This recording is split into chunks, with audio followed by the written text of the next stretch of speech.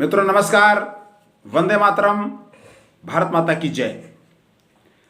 मित्रों आज हम ऐसे एक गंभीर विषय के साथ आप सभी के मध्य उपस्थित हैं जो हिंदुओं के भविष्य की दिशा और दशा को तय करने वाली है।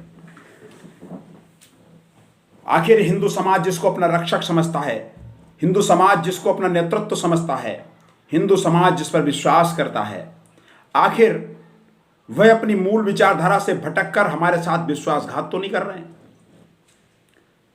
यह वह किसी महत्वाकांक्षा के कारण हमारे शत्रुओं की प्रशंसा में लीन होकर हमारे भविष्य को खतरे में तो नहीं डाल रहे हैं?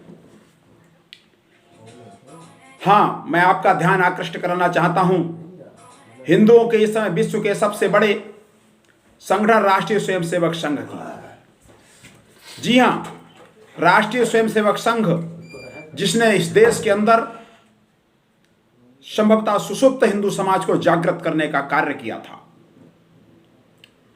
जिसने लोगों को बताया था कि आखिर हम गुलाम क्यों हुए, जिसने सर्वप्रथम कहा था भारत हिंदू राष्ट्र है, परम पूज्य डॉक्टर हेडगेवार जी ने, जिन्होंने 1925 में संघ की स्थापना की थी।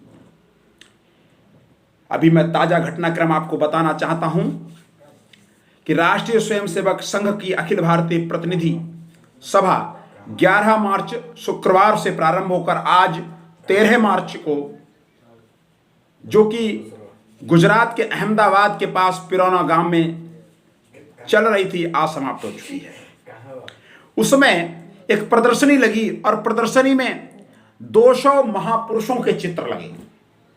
ये बताया गया कि ये महापुरुष हैं और उस महापुरुषों की श्रृंखला में जो एक चित्र था वह था मोहम्मद अली जिन्ना का।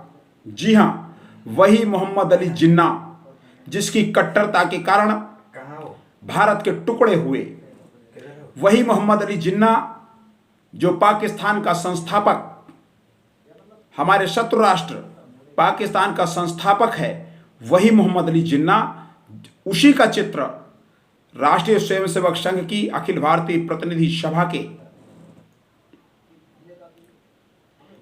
प्रदर्शनी में लगाया जाता है और यह कहा जाता है राष्ट्रभक्त था। आपको समझना पड़ेगा कि आखिर राष्ट्रीय स्वयंसेवक संघ हिंदू समाज को किस दिशा की ओर ले जाना चाहता है। आखिर मोहम्मद अली जिन्ना को राष्ट्रभक्त बताना, देश का विभाजन करने वाले को राष्ट्रभक्त बताना, पाकिस्तान के संस्थापक को राष्ट्रभक्त बताना किस मानसिकता का परिचायक है? क्या कहीं इन्होंने मूल विचारधारा को छोड़कर हिंदू समाज को पुनः गुलामी की बेड़ियों में जकड़ने का प्रयास तो नहीं कर रहे हैं? कहीं हिंदू समाज को जागृत अवस्था से पुनः सुसुप्त अवस्था में ले जाने या फिर उसको समाप्त कर देने का षड्यंत्र तो नहीं है?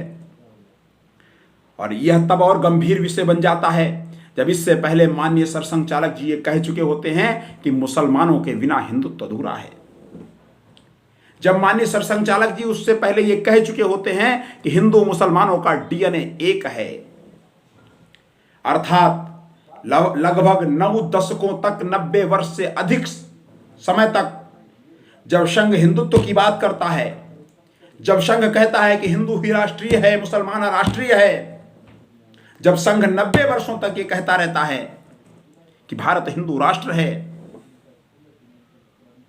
वह संघ अचानक सत्ता प्राप्ति के बाद यू टर्न लेकर यह कैसे कहने लगता है कि मोहम्मद अली जिन्ना राष्ट्रभक्त है? वो कैसे कहने लगता है कि हिंदू मुसलमानों का डीएनए एक है? वह कैसे कहने लगता है कि मुसलमानों के बिना हिंदुत्व अधूरा है? वह कैसे कहने लगता है भारतीय संस्कृति की मूल परंपरा पर प्रहार करते हुए कि विवाह कोई संस्कार नहीं, वो एक सौदा है? मित्रों, मैं सिर्फ यही बताना चाहता हूं कि कोई संगठन बिक सकता है। परम पूज्य हेडगेवार जी ने इसलिए कहा था कि भगवा ध्वज को गुरु मानिए, क्योंकि व्यक्ति कभी भी विकृत हो सकता है। हम आप सभी सच्चे स्वयंसेवकों को यह विचार करने की आवश्यकता है कि हमको डॉक्टर हेडगेवार जी के बताए हुए रास्ते पर चलने की जरूरत है। हिंदू समाज को सुरक्षित रखने के लिए यह आज तथाकथित राष्ट्रीय स्वयंसेवक संघ द्वारा हिंदू समाज को पथभ्रष्ट किए जाने की विचारधारा को स्वीकार करने की आवश्यकता है। हम लड़ेंगे, हम अपने पूर्वजों की उस लड़ाई को नहीं छोड़ेंगे। हमारे पूर्वज औरंगजेब से लड़े, बाबर से लड़े, हुमायूं से लड़े, शाहजहां से लड़े, सिकंदर से लड़े, महमूद गजनवी, मोहम्मद गोरी से लड़े, कभी महाराणा प्रताप बन करके लड़े, कभी वीर शिवाजी बन करके लड़े, कभी महारानी पद्मिनी बनकर उन्होंने जौहर किया, कभी गुरु गोविंद सिंह के बच्चे बनकर जिंदा दीवार में चुनना स्वीकार किया।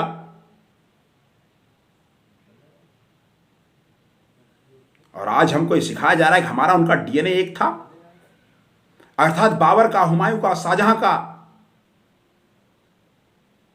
मोहम्मद अली जिन्ना का, औरंगजेब का, इब्राहिम लोदी का, सिकंदर का,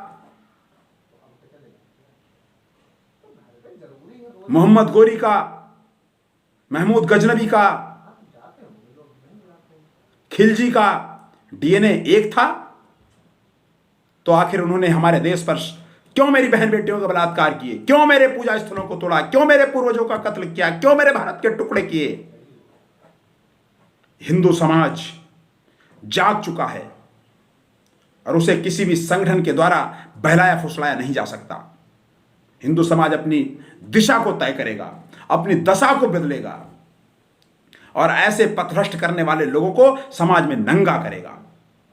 आइए हम सभी मिलकर ऐसे महत्वाकांक्षी लोगों को सबक सिखाएं और हिंदू समाज के लिए जो रास्ता डॉक्टर हेडगेवार जी ने बताया, जिस रास्ते पर हमारे अन्य पूर्वज चलते हुए बलिदान हुए, अपनी बहन बेटियों की रक्षा के लिए, गौ माता की रक्षा के लिए, संत महंत पुरोहित पुजारियों मठ और मंदिरों की रक्षा के लिए, अपनी मूल संस्कृति परंपरा और मानविंदुओं की रक्षा के लिए हम जिहाद मुक्त भारत का निर्माण करेंगे। जिहादियों से अपना डीएनए कभी नहीं मिलाएंगे। जय श्री राम।